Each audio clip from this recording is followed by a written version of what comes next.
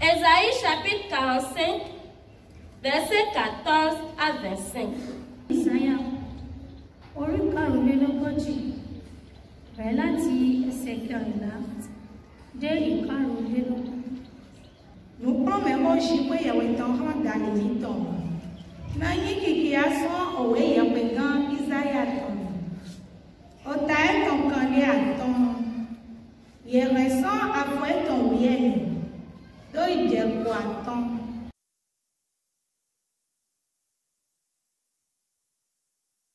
Tunique peki. Mikia oko dokia to eton to fit afon wehe. Toli ye dona yo we do yon me da olongo so da yiba. Parce qu'on doit te reconnaître comme le créateur du ciel et de la terre. Me doit cheto nu popoji. Le détenteur de tout pouvoir. Me no dogbeto na gbe me fi. Celui qui envoie l'homme sur terre. Me gbeto le so jeke na do ijo akontana. Et celui devant qui tous les hommes viendront rendre compte. Me do klo ko bi to le do na yo we do mo. Chacun de nous doit te reconnaître ainsi. Et jusqu'aujourd'hui, plusieurs te méconnaissent. Plusieurs te méconnaissent dans le monde. Et cette parole est digne de rappel les uns pour les autres. Pour nous qui avons cru. Pour que nous puissions marcher dessus jusqu'à la fin de nos temps. Pour que nous ne commencions pas le matin, nous détourner le soir. Mais que nous puissions tenir ferme jusqu'à la fin. Nous avons lu la parole. Au nom de Jésus. Que nous tous nous comprenions ce que tu nous révèles à travers le passage. Il y a des idoles dans le monde. Mais toi, tu es Dieu. Il y a une différence dans l'appellation. On appelle les idoles, ceux du monde idoles. Mais toi, ton nom est Dieu. Ce qui révèle que tu dépasses, tu es plus grand que tout ce qui est sur la terre. Cette compréhension, bénis-nous à la posséder jusqu'à la fin. Na mi bo so yo won to do gbeto le to láyé ni do monukun je nu go kuro na. C'est des mi ton do pa o to wiwe. Exauce notre prière, Seigneur. Jésus, on regarde mi ton lo close yin comme. Au nom de Jésus, notre unique sauveur. Non vu chez les. Maouda nu koko nu bo. Dieu a créé vraiment les choses. Bo da bi o gbeto le do sutana nu di da etan le. Et a créé les hommes. Amokaka je egbe. Et jusqu'aujourd'hui, j'aime dame mais sous mayowe. Toi qui a créé l'homme, le créateur, bon homme, ne te connaissent pas. Maoude da nu koko bo da bi o gbeto le mais le ko mayowe. Dieu le créateur de toutes choses, le créateur de l'homme, plusieurs ne le connaissent pas. Akato dewe dokia egbe so ayon. Mais tu te révèles au jour le jour au monde. Bon, nous iwa tu ele dali. À travers tes yeux. Aron hegbeto wa gbeme. Tu amènes l'homme dans le monde. Bon me de ma o gaso gana tumo. Di aron hegbeto wa gbeme do ton kaka je egbe wa. Tu ne pourras expliquer comment toi tu amènes l'homme sur terre. Ason de gbeto son gbeme so yi. Et tu ôtes l'homme de la terre.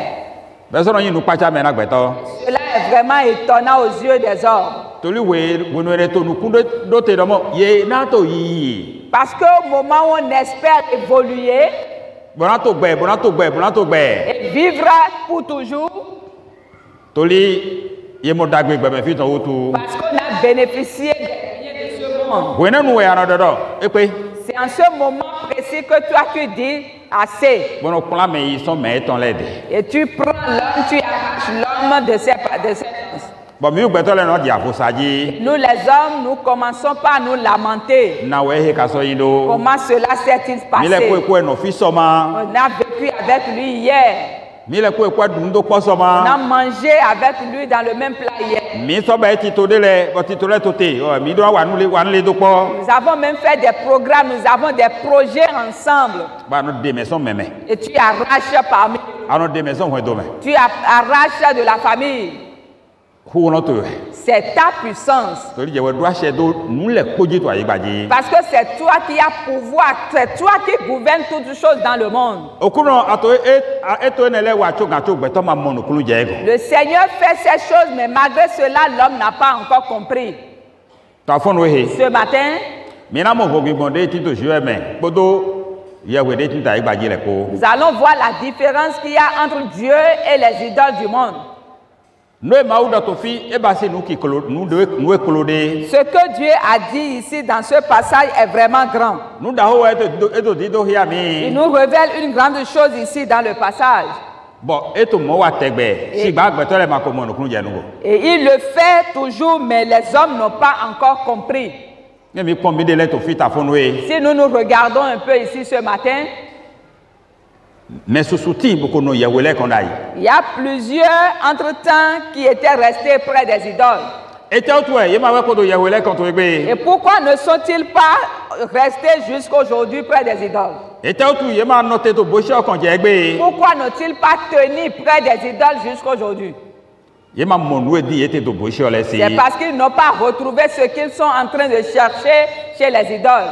Ma wa hunu kuna ye bo e mo lu kunu je godo mo bo se to e mi blewe. Dieu donc les a éclairés et ils ont compris que les idoles, c'est des idoles, ce n'est pas Dieu.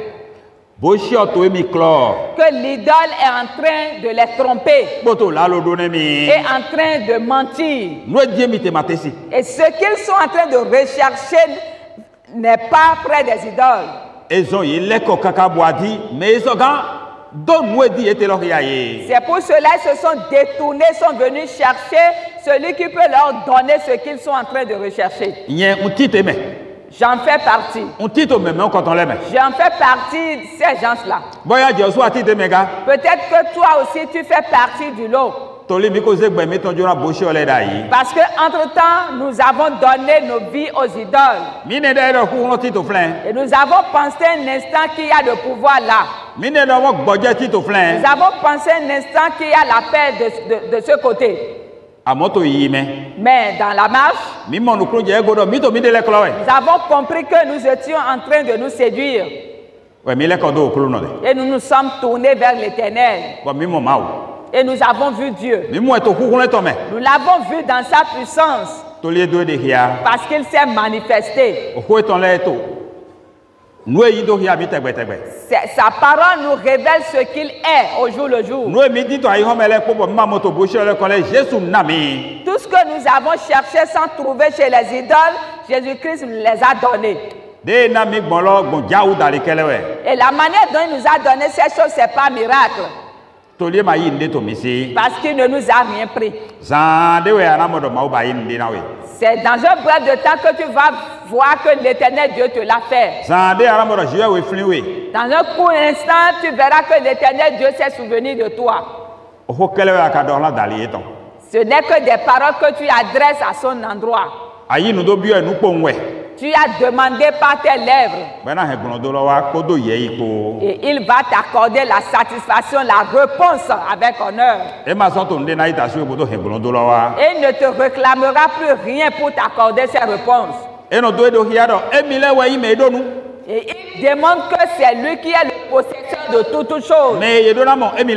Que celui qu'on doit trouver, c'est lui. Et nous tous ici ce matin, nous savons que c'est ainsi. Voilà la raison pour laquelle nous courons derrière lui jour et nuit. Qui est donc Dieu? Notre Seigneur Jésus-Christ.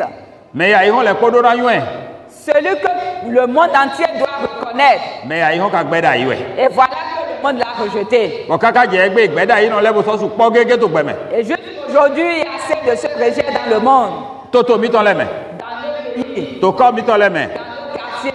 Dans nos familles également. Ceux qui ont rejeté le Sauveur sont encore nombreux.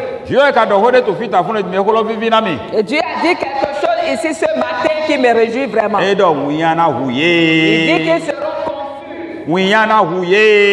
Frappés de confusion. Nous allons rendre grâce à l'Éternel. Parce qu'il nous a déjà tirés de ce groupe-là qui seront frappés de confusion. Les 16 ennemis sont vraiment confus. C'est depuis l'Égypte que nous avons su que les ennemis de Dieu sont confus. Parce qu'au moment où Dieu manifestait son pouvoir devant Pharaon, Pharaon n'a pas considéré la puissance de l'Éternel Dieu qui se faisait manifester. C'est pour cela quand Moïse et Aaron se présentaient devant lui et lui annonçaient la nouvelle de Dieu, il a considéré leurs paroles comme de rien et s'est retourné vers ses idoles et a appelé les prêtres de ces idoles-là, les a invités. Qu'il y a deux enfants, ces deux petits qui sont devant lui et qui l'embêtent. Venir se présenter, leur démontrer leur puissance. N'ont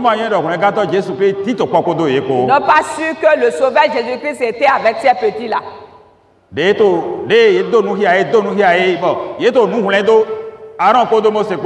Quand ils ont démontré en discutant avec Aaron et Moïse, un instant après,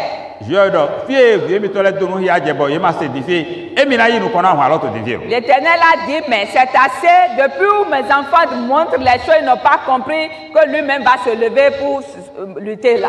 Ils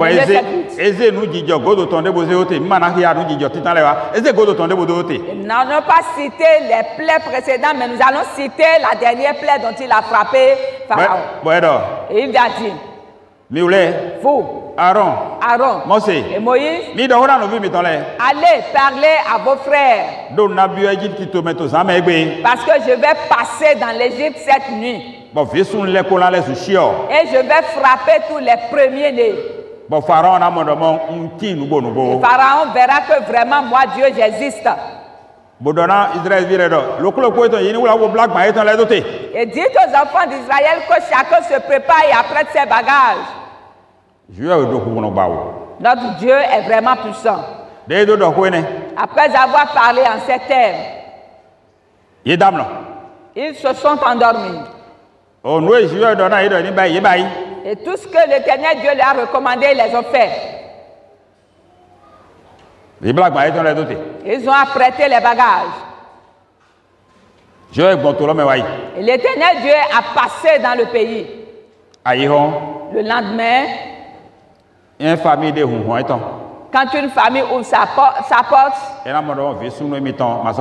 il constate que son premier-né n'est plus vivant. Et quand l'autre ouvre sa porte de l'autre côté, il constate la même chose. Alors les pleurs ont commencé dans l'Égypte. Et les enfants d'Israël ont constaté vraiment que Dieu a parlé, cela s'est réalisé. Alors ils ont pris leur bagage. Pharaon, le soi-disant puissant, avec ses idoles, ses prêtres, ils ont constaté que vraiment ceci a dépassé ce qu'ils ont. Donc notre Dieu s'appelle ceci dépasse l'autre.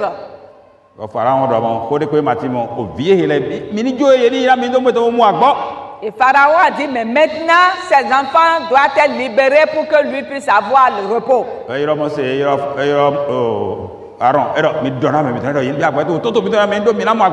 Il fit appeler Moïse et Aaron. Il dit, mais dites à vos gens de s'apprêter, de prendre désormais leur bagage pour partir.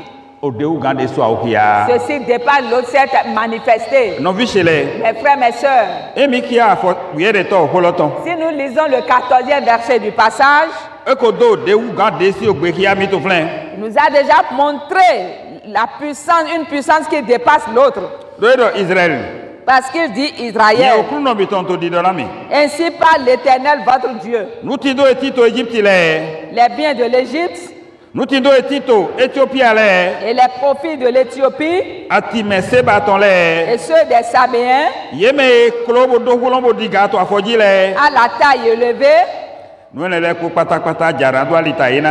toutes ces choses viendront se prosterner devant moi. Ils passeront chez toi et seront à vous.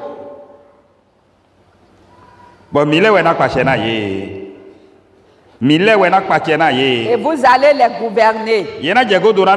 Ils marcheront à votre suite. Et ils vous suivront désormais. Enchaînés. Voilà leur sort. Et si nous regardons un peu, si nous analysons un peu ces phrases, nous allons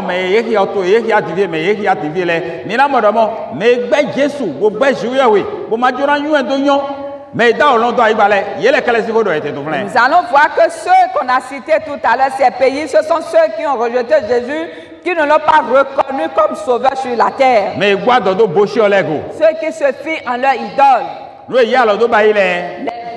Dieu fait de main d'homme. Et croyant que cela détient une force. C'est de ceux-là que parle Dieu. Dieu dit que le jour vient. Il passera la suite des enfants d'Israël. Se prosterner devant eux. En suppliant. Ils seront en train de supplier. Et ils finiront par comprendre qu'il y a quelqu'un qui existe, c'est lui Dieu.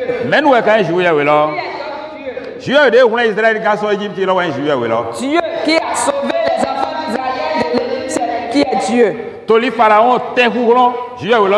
Parce que Pharaon tentait la force de ce Dieu-là. Et a constaté que cette puissance dépasse sa puissance. Que les choses manuelles ne peuvent résister devant lui. Parce qu'après avoir déployé sa force, il a fini par abandonner. Il a démissionné. Et a rendu témoignage que la puissance de Dieu dépasse largement sa puissance. Dieu nous déclare ici. Mais tout Égypte mais tout Éthiopie mais tout Sébato les Sabéens mais à la taille élevée passeront chez toi. Ils passeront tous chez toi. Et ils seront à toi désormais. Et ils marcheront à ta suite et ils passeront enchaînés. Et ils se prosterneront devant toi. Et te diront en suppliant. C'est ton Dieu qui est le vrai Dieu. Il n'y a point d'autre Dieu que lui. On ne peut en trouver nulle part dans le monde. Gloire soit rendue au nom de Dieu pour toujours. Mes frères, mes sœurs, nous qui avons cru au nom de Jésus, nous devons être dans cette joie, dans cette allégresse en tout temps. Nous devons être dans l'hardiesse pour Dieu en tout temps. Et n'avoir peur d'aucun mal dans le monde. Ou devant les choses du monde. Nous sommes des enfants. Nous avons cru en Jésus-Christ, en Dieu. Et au moment nous évoluons en annonçant sa bonne nouvelle, et ceux qui se fiaient en la puissance du monde, ils nous disent, tu ne pourras pas aller dans cette ville pour aller prêcher. Le pasteur qui t'avait précédé, qui était allé annoncer la nouvelle, ont été pourchassés par les abeilles. Le jour où le monsieur me parlait en ces termes, j'ai dit peut-être qu'ils ne connaissent pas le Dieu que moi j'adore.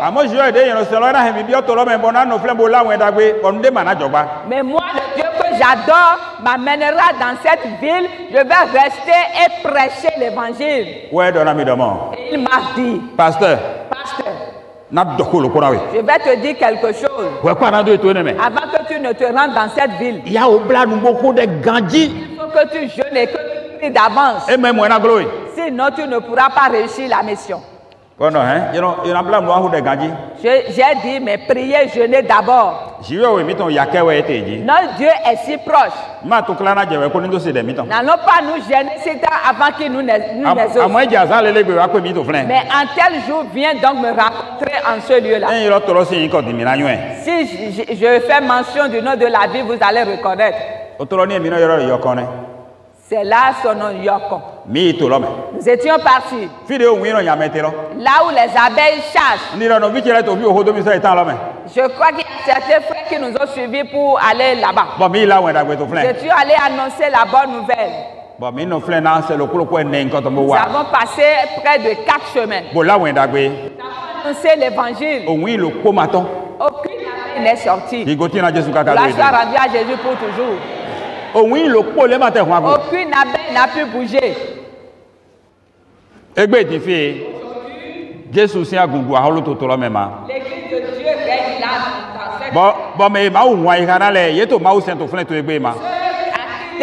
Dieu a ouvert le cœur, sont en train de servir Dieu de l'autre côté. Parce que c'est Dieu qui est le fort. Et nous savons, nous sommes conscients que lorsque nous sommes rendus en ce lieu, il y a vraiment des choses qui se sont passées.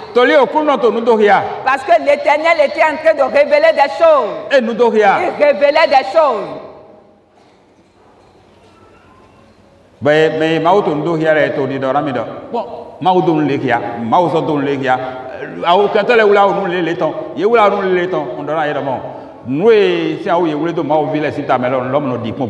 ceux à qui l'Éternel Dieu donnait des révélations, révélaient ces choses. Et on disait que l'ennemi a prêté ceci, mais j'ai dit, quand l'Éternel est de côté de quelqu'un, tout ce que l'ennemi apprête est sans effet. Soyons en train de prier. Et ayons foi. L'Éternel Dieu a déjà mené le combat. Et en vérité, Dieu a combattu.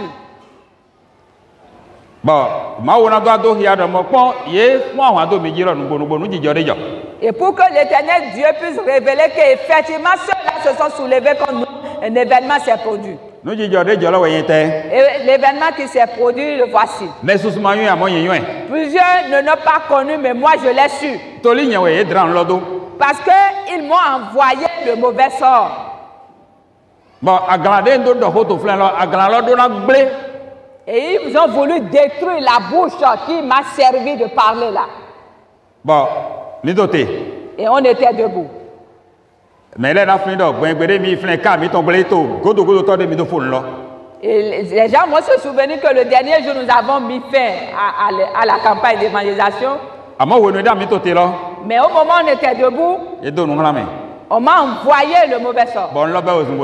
Et la chose était en train de courir pour venir m'atteindre. Et cela sonnait. Ceux qui étaient autour de moi n'avaient pas entendu ce son. J'étais le seul à entendre.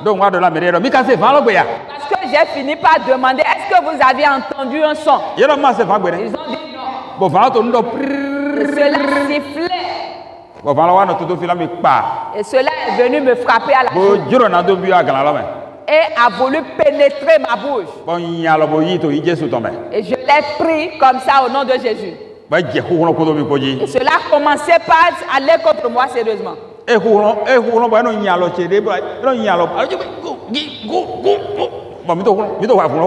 Cela était vraiment puissant au point où mon bras bougeait comme si celui qui se bagarrait avec quelqu'un. C'était vers les 19h30 du soir. Et finalement, cela a fini par tomber.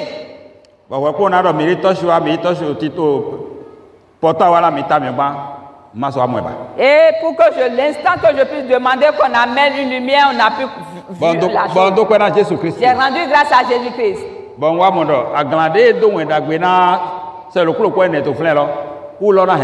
Et j'ai vu que finalement ils ont voulu détruire ma bouche qui m'a servi pour prêcher l'évangile de Dieu durant au moins 4 semaines là.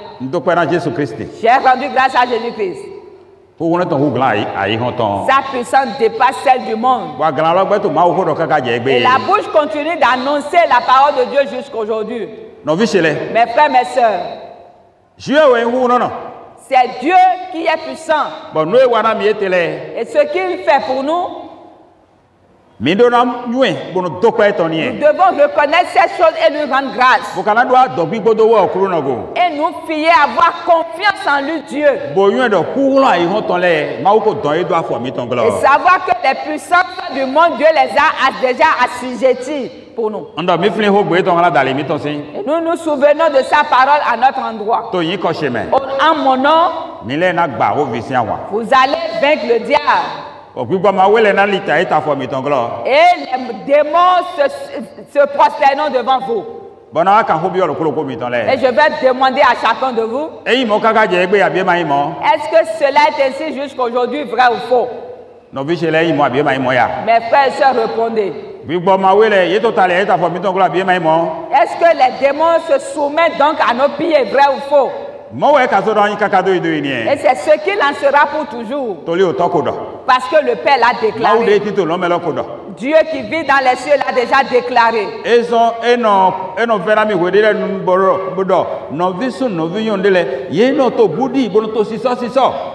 C'est pourquoi à des moments donnés, cela me chagrine quand je vois des frères et sœurs qui tremblent, qui ont peur. Il suffit qu'une petite chose passe devant eux. Ils sont emportés par une fièvre. Il ne se souvient plus que celui-là, le Dieu a déjà voué à l'échec et a réduit à rien la puissance du diable. Que notre foi tienne jusqu'à la fin. Il se souvient donc de toutes les promesses que Dieu nous a faites. Il n'a pas dit que nous allons prendre la fuite devant les ennemis. Non. Il n'a pas dit que nous allons courir devant les forces du monde. Non. Et je me souviens encore d'une parole. La parole de Dieu déclare que c'est nous qui allons voir les talons de nos ennemis partir. C'est ce que Dieu a dit. De cette parole, tu dois rappeler à l'Éternel en tout moment dans ta prière. Lors des tentations, lors des souffrances, ou devant les soulèvements des hommes de ce monde. Abini ani damno, bo monu yina kaneta do satoji, ya fli ho ele ko akoyan wangbato. Pour que dans ton sommeil tu fasses des cauchemars, des mauvais rêves, si tu te souviens de ces paroles, alors tu es déjà victorieux. Dans la prière de tout à l'heure, j'ai donné une requête que vous avez faite. Le frère était en train de dormir la nuit. Quand il voit la personne descendre l'attaquer, il dit, mais monsieur, qu'est-ce qui se passe? Il dit, toi, tu as pris tu poursuis telle personne. Tu suis telle personne. Tu suis telle personne. C'est comme ça que je vais parler. Il dit, mais tu suis telle personne. Mais tu verras ce que tu auras. Hein. Tu auras ce que tu verras. Je vais vraiment te tourmenter, tu verras. Et il le pressait la personne. Et le frère était en train de l'examiner. Il s'est calmé, il a fini de menacer, il a fini de tout dire. Mais il a répondu au nom de Jésus, tu ne pourras rien faire.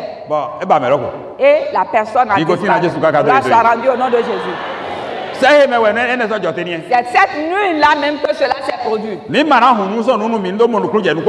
pas tout découvrir pour que vous ne compreniez tout. Quand l'eau bouillonne sur le feu, quand tu veux vérifier ce que tu vas prendre une serviette pour pouvoir enlever un peu le couvercle de la marmite. Enlever tout doucement le couvercle de la marmite et refermer. C'est en quelque sorte ce que nous avons fait tout à l'heure dans ce que l'histoire. Au nom de Jésus, tu ne pourras rien faire. Il est disparu, il ne l'a plus vu. La raison pour laquelle j'ai cru cela, le frère qui a été victime de cela la nuit, il a marché dans sa machine à lait. Tel qu'on a l'habitude de marcher au quartier, il a rencontré encore un autre frère. Mais quel péché as-tu commis contre telle personne? Il est venu se plaindre auprès de moi. Et il me disait que tu as suivi quelqu'un. Et que tu n'es plus d'un bon point, d'un bon accord avec lui. Et que lui n'est plus rien. Mais vraiment que tu auras pour ton compte. Hein? Il est venu vraiment menacer sérieusement auprès de moi. Si tu as fait quelque tort ou si c'est toi qui lui as fait quelque tort, alors va le supplier. Est-ce que tu connais ce qu'on appelle Jésus? Aucun combat ne peut avoir la vie. D'aller se calmer simplement. Il est venu me rendre compte de ces choses. J'ai dit, ta foi t'a déjà sauvé.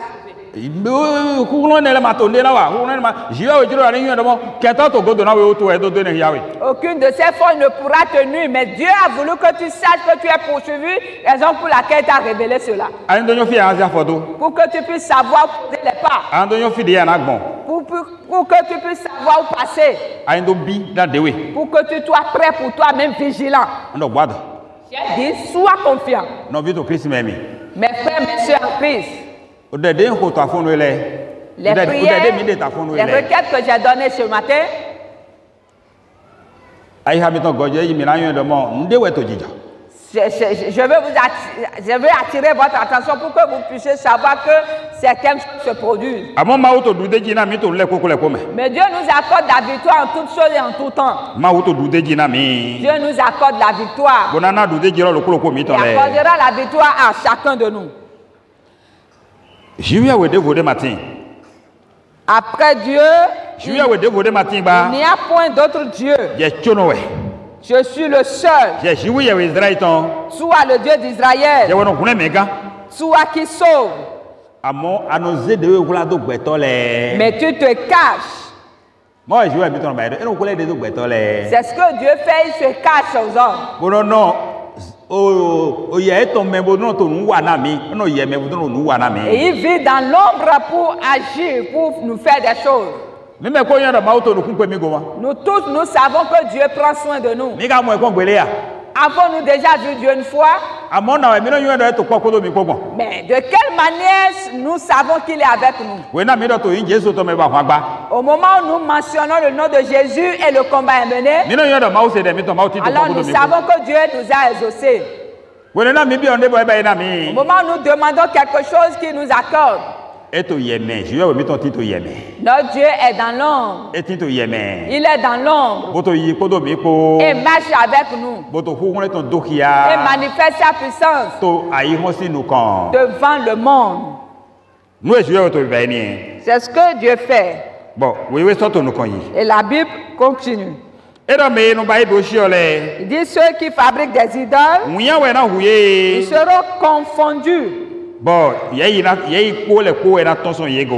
Et ils n'auront plus d'honneur. Ils vont marcher la tête baissée. Amen. C'est ce que Jésus ferait à nos ennemis.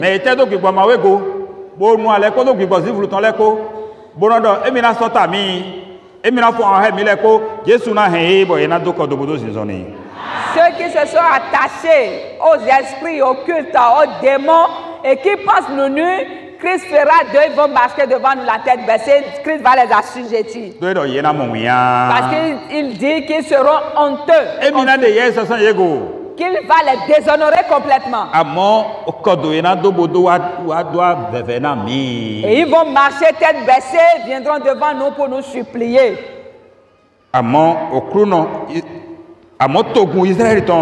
Mais qu'Israël, qui a cru en l'Éternel, aura le salut éternel. Nous ferons un salut éternel. Vous ne serez ni honteux, ni confus. Quand tu reçois cela, qu'est-ce qui te reste encore? Frères et sœurs, quand tu n'es pas confus dans ce monde, qu'est-ce qui te reste encore?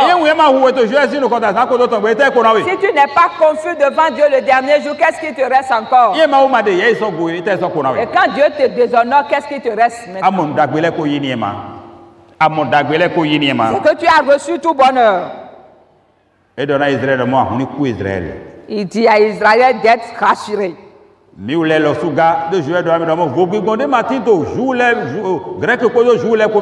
Parce que Dieu nous dit qu'il n'y a aucune différence entre le juif et le grec. La promesse que Dieu a faite donc à Israël, c'est cette même promesse qu'il nous fait nous. Mais qu'Israël, le peuple d'Israël, qui a cru en l'Éternel, qu'il obtiendra un salut éternel. Et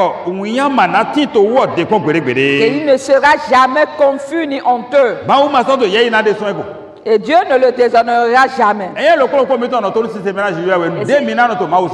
Si chacun de nous demeure dans l'obéissance devant l'Éternel, c'est là que nous allons recevoir de lui.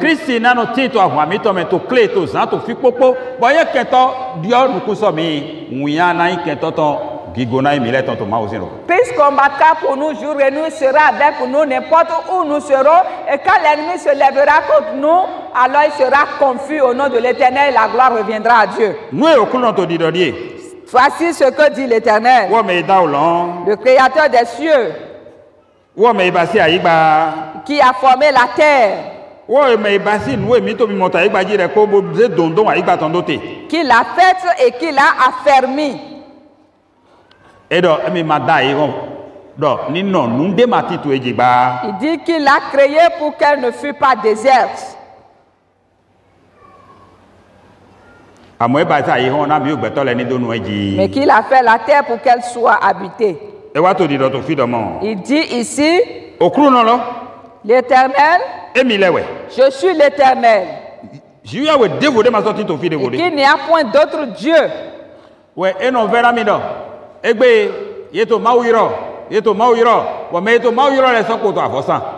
Et cela me fait mal aujourd'hui qu'on invoque le nom de Dieu. Et ceux qui invoquent le nom de Dieu continuent de faire des sacrifices. Nous qui sommes assis ici ce matin,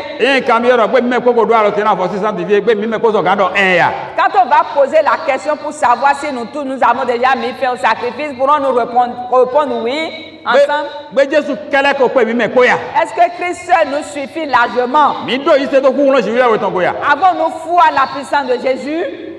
Si tel est le cas, nous sommes les bienheureux. Parce qu'il n'y a aucune force ailleurs. Nous avons déjà vu toutes les forces que nous recherchons en Jésus. Toute grandeur que nous recherchons, nous l'avons déjà eu en Dieu. C'est pourquoi on ne peut avoir Dieu continu derrière.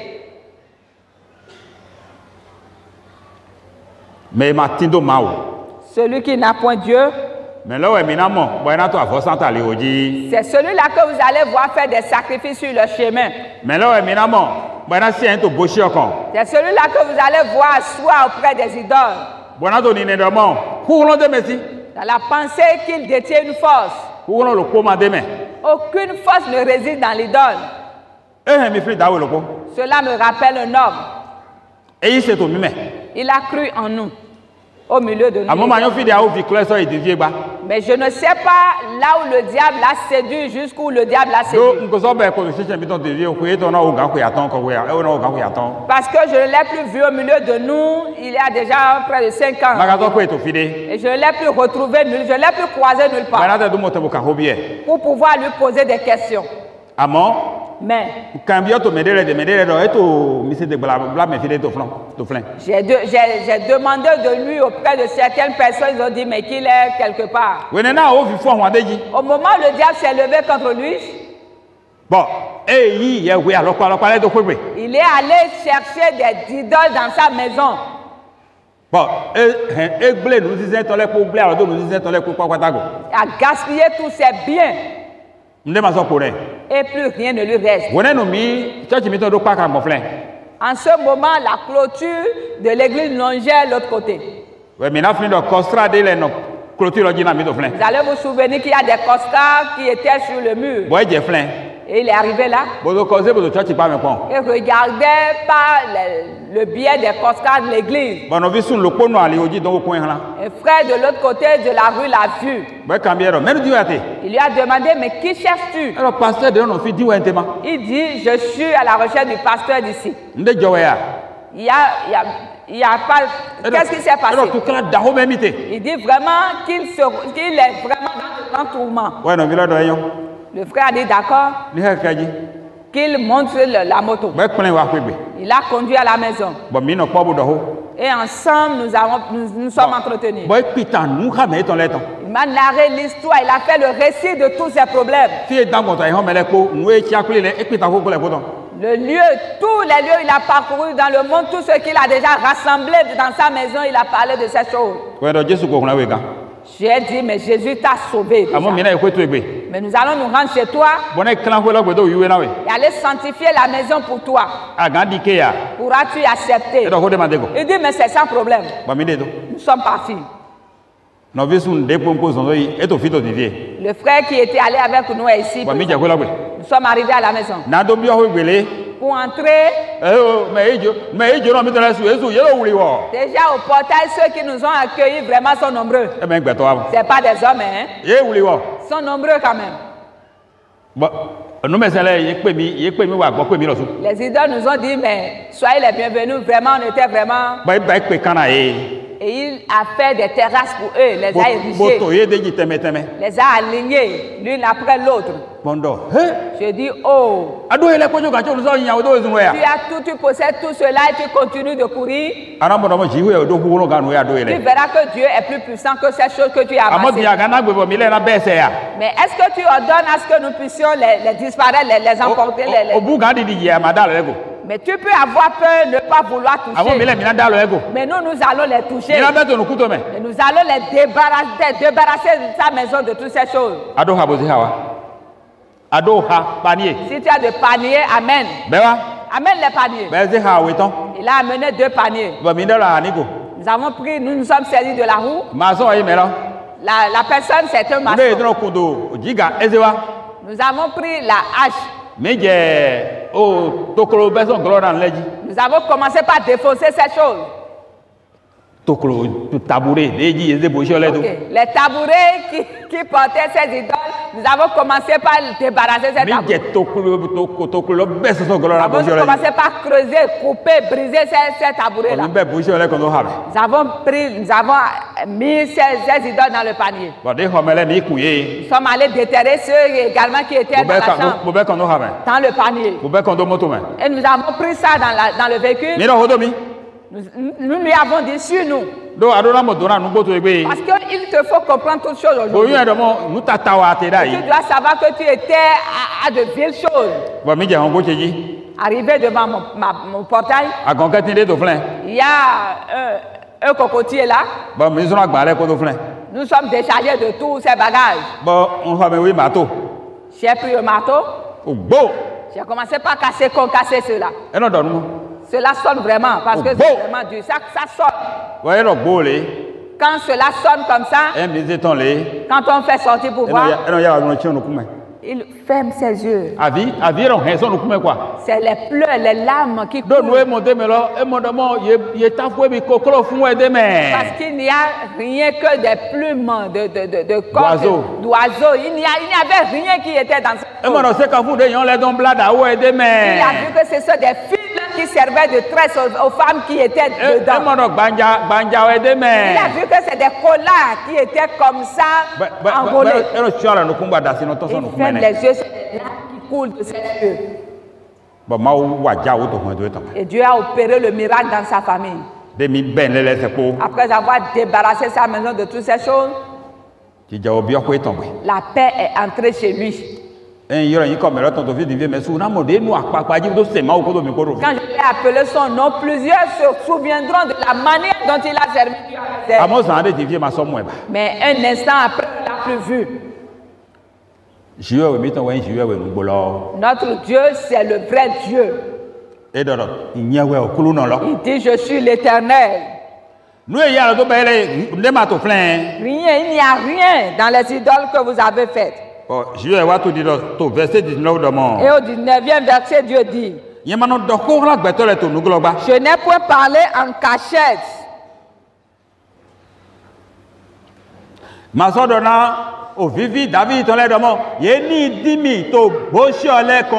je n'ai point dit à la postérité de Jacob d'aller me chercher vainement auprès des idoles. Je n'ai pas dit d'aller me chercher vainement là où on ne pourra pas me trouver. C'est pourquoi mes frères, mes sœurs, nous qui nous rassemblons ensemble ici, ne nous laissons pas la séduction nous conduire à du néant.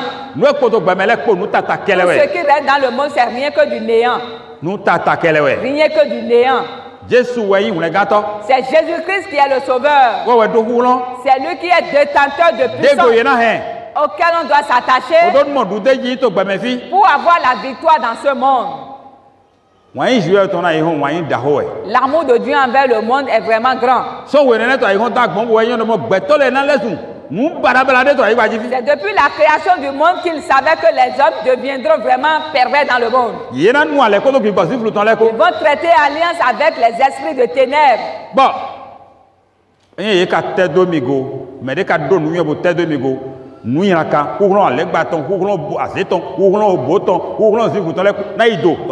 Si quelqu'un de la sagesse pour s'attacher à lui, tout pouvoir de ténèbres et de démons se prosternera devant lui. Que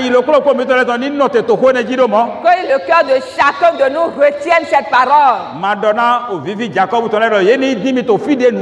Je n'ai pas dit à la postérité de Jacob d'aller me chercher vainement. Est-ce que tu reconnais un lieu vain? Là où il n'y a rien, est-ce que tu reconnais ce lieu? Les images qui sont taillées près de les choses faites de main d'homme, il n'y a rien là, dit l'Éternel. C'est pourquoi la Bible continue et dit.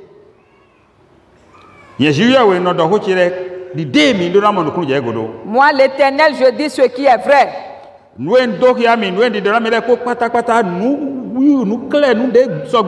Et je proclame ce qui est droit.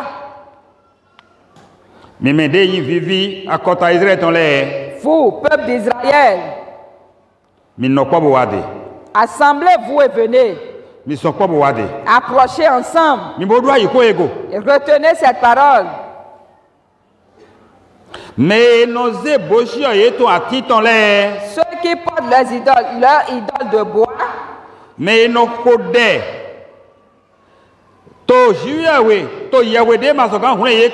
et qui invoquent un Dieu incapable de sauver, ceux qui invoquent des dieux incapables de sauver, ils n'ont point d'intelligence. Ils n'ont point d'intelligence, ils sont dépourvus de sens. C'est ce que Dieu dit. Et quand il le dit, c'est ce qu'il dit et c'est ce qu'on voit. Parce que celui qui a de l'intelligence dans sa vie doit chercher Dieu. C'est Dieu le créateur du ciel et de la terre qu'il doit chercher. Il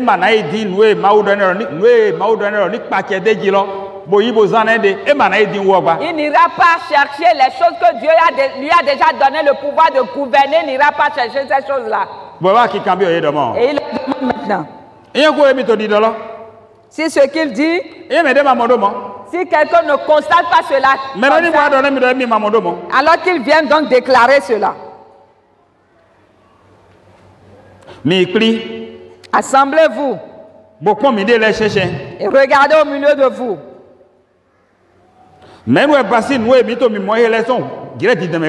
Qui a donc prédit ces choses que nous voyons dès le commencement? Et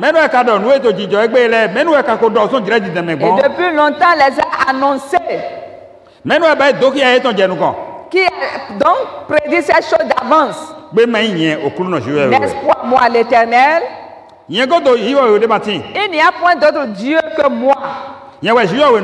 Je suis le seul Dieu qui sauve. Oh moi, il n'y a point d'autre Dieu. Vous tous hommes de la terre, tournez-vous vers moi et vous serez sauvés. Tournez-vous vers moi, vous serez sauvés. C'est là le message que nous allons annoncer à tous les hommes aujourd'hui. Parce que le retour de Jésus est proche. Et nous voyons que plusieurs hommes se détournent encore de nouveau vers les idoles et les choses manuelles. Et il leur faut annoncer ce message. Nous allons leur dire, tournez-vous vers l'Éternel pour qu'il puisse vous sauver. Parce que c'est un Dieu vrai. Le Dieu dont nous parlons, c'est lui seul.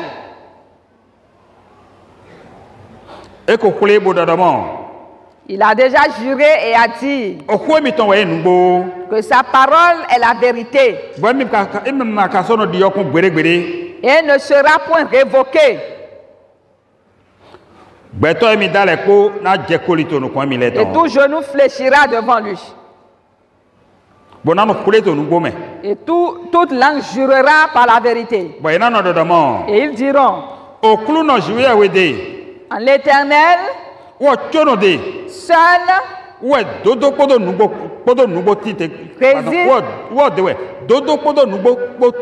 en lui seul réside la justice et la vérité. Et la force également. Et tous ceux qui se lèveront contre moi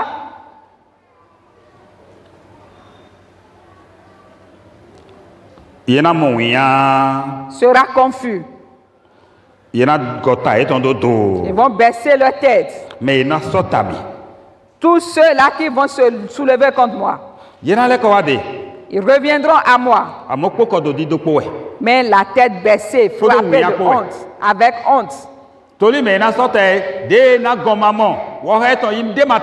qu'il n'y a pas celui-là qui se lèvera contre Dieu sans être frappé.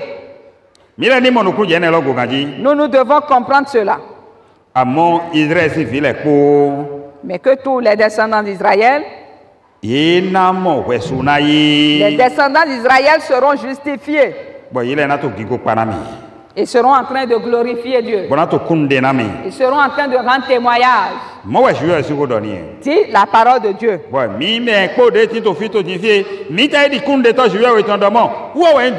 Et nous tous qui sommes ici, nous sommes les témoins de Dieu que c'est lui le vrai. Nous ne pouvons plus sortir autre langage que cela. Parce que nous avons déjà vu Dieu dans sa puissance, dans la manifestation de sa puissance. Et il s'est révélé à nous.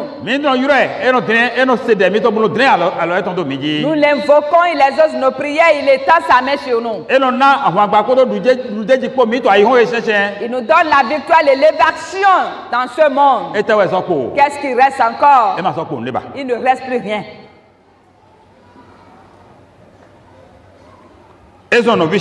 C'est pourquoi mes frères et sœurs, nous tous qui sommes venus ici ce matin, ce qui nous reste, la voici. C'est d'avoir foi. Dieu et d'avoir confiance en lui. Qu'il y ait la guerre ou pas, ayons confiance en lui. Que l'ennemi se soulève ou pas, ayons confiance en Dieu. Que toutes les mauvaises choses de ce monde se lèvent contre nous, ayons seulement confiance en Dieu. Parce qu'il va lutter pour nous. Tel qu'il a lutté pour Israël, il t'accordera la victoire. Tel qu'il a accordé la victoire à Israël. La promesse qu'il les a faite, c'est pour nous. Donc c'est le Dieu que nous invoquons ici, c'est à lui qu'on doit s'attacher. Et que cela soit suffisant pour nous, chacun de nous. Que cela ne soit pas insignifiant ou petit pour nous. Qu'il ne soit pas insignifiant pour nous.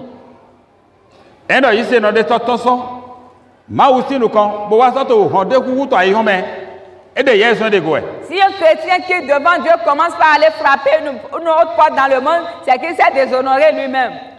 Ce que Dieu souhaite pour nous, c'est d'avoir la foi.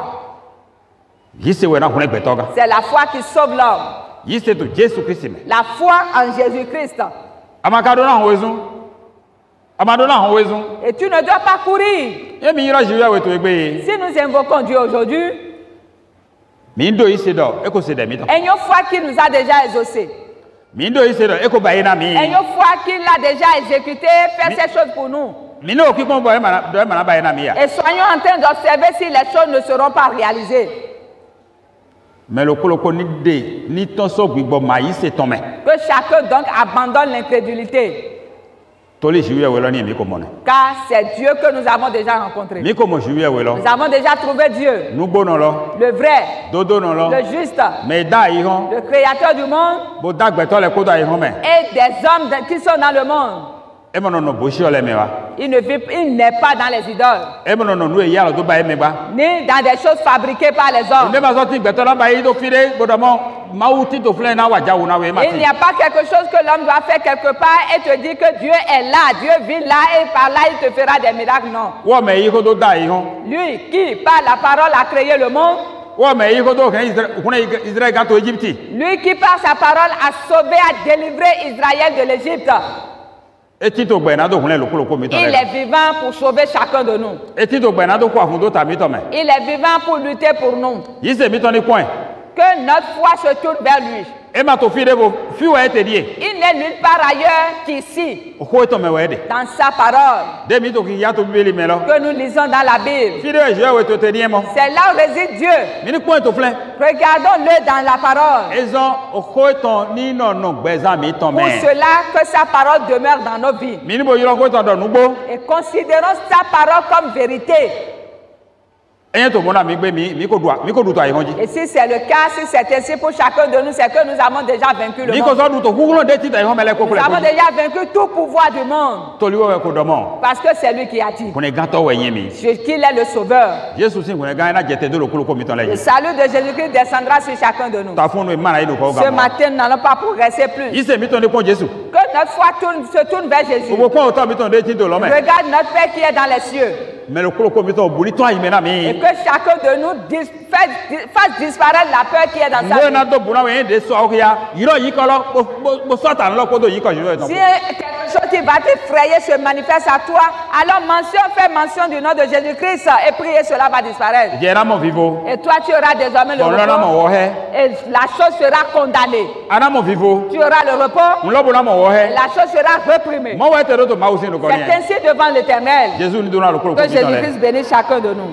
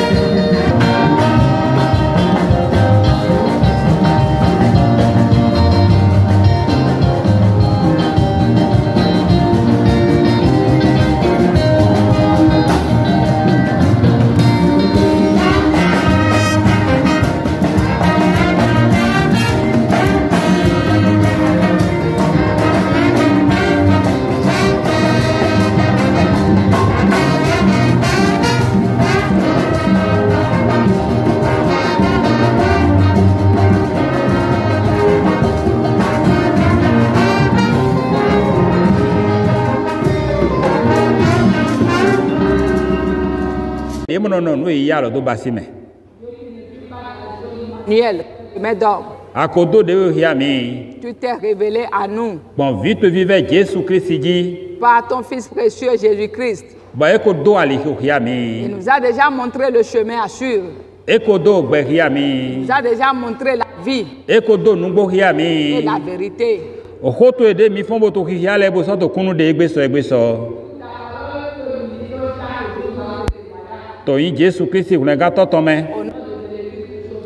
Dona mina yise mitoni no te jekodo tawiwe.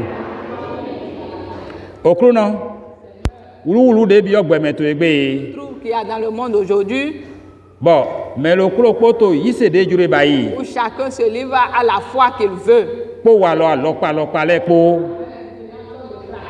Ezombo, mais tedo a ovigole ma mohuno na do leko. Pas la force pour se dé.